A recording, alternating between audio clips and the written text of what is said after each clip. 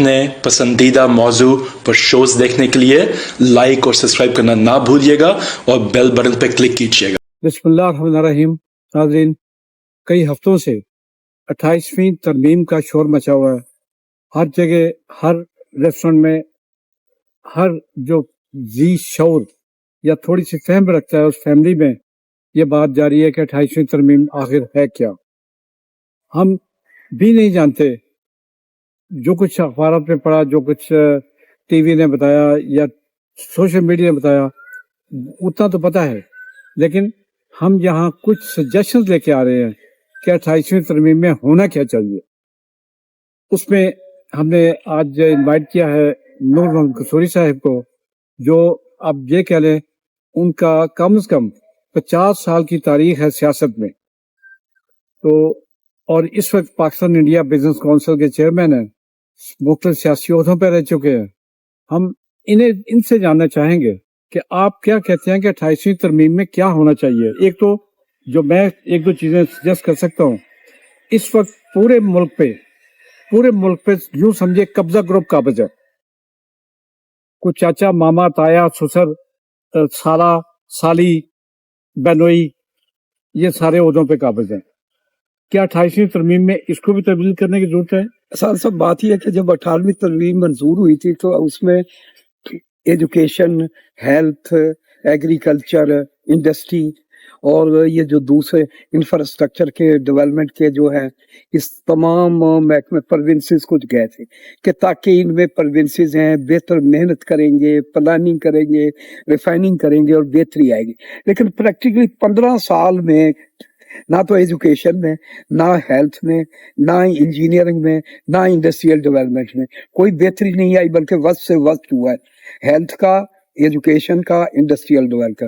میں یہ سمجھتا ہوں ایک تو جو یہ پروونسز کو اختیارات دیے گئے تھے، جو 28ویں ترمیم کے جو مجوزہ آ رہے ہیں، ان کو یہ چاہیے کہ کم از کم ایجوکیشن ہے، جو ہیلتھ ہے اور انڈسٹریل ڈیولپمنٹ ہے، اس کو لازمی جو ہے فیڈرل کو مرکز جو ہے فیڈریشن ہے اس کے پاس ہونے چاہیے۔ جو یہ جو اتنا نقصان ہوا ہے 15 سال قوم کا جو ضائع ہوا ہے، ملک میں جو انڈسٹریل ڈیولپمنٹ نہیں آئی، اس میں ریفائننگ آنی چاہیے۔ دوسرا میں یہ سمجھتا ہوں کہ پولیٹیکل پارٹیز ایکٹ ہے، اس میں احسان صاحب یہ ہو گیا ہے کہ اب یہ 15 سالوں سے ہمارے کوئی پولیٹیکل لیڈرشپ ہے وہ مطلب ہونا، حالانکہ یہ ہونا چاہیے تھا کہ بہتری آتی۔ قصوری صاحب، سالوں اور بہنوئیوں سے اور دامادوں سے فرصت ملے گی، اسی لیے میں یہ کہہ رہا ہوں نا کہ اس میں اب ترمیم یہ ہونے چاہیے کہ ایک فیملی یا ایک خاندان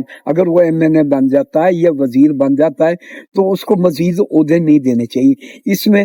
دوسرا یہ ہے کہ جو 8ویں یا 18ویں ترمیم میں تبدیلی کی تھی 2 مرتبہ کے بجائے چاہے 10 مرتبہ، وہ بھی وہ اس کے رزلٹ وہ نہیں نکلے جو نکلنے چاہیے، وہ بھی ترمیم ہونی چاہیے۔ تیسرا جو ہے نیشنل فائنانس کمیشن، بجائے اس کے کہ فیڈرل گورنمنٹ ہے، کمرشل جو ہے ہمارے لوکل بینکس ہیں ان سے یا پرائیویٹ سیکٹر سے کمرشل اور مختصر جو ٹائم کے لون لے، اس کے میں یہ سمجھتا ہوں کہ پروونسز کو جو فنڈ دیے گئے تھے، جو فارمولہ تھا وہ ناکام ہو گیا، اس کو میں فارمولے میں چینج آنی چاہیے۔ یہاں بھی سن لیں، 78 سالہ دور میں پورے پاکستان نے جو قرضے لیے تھے 78 سال میں، ان 4 سالوں میں اس حکومت نے اس سے دگنے قرضے لے چکی ہیں۔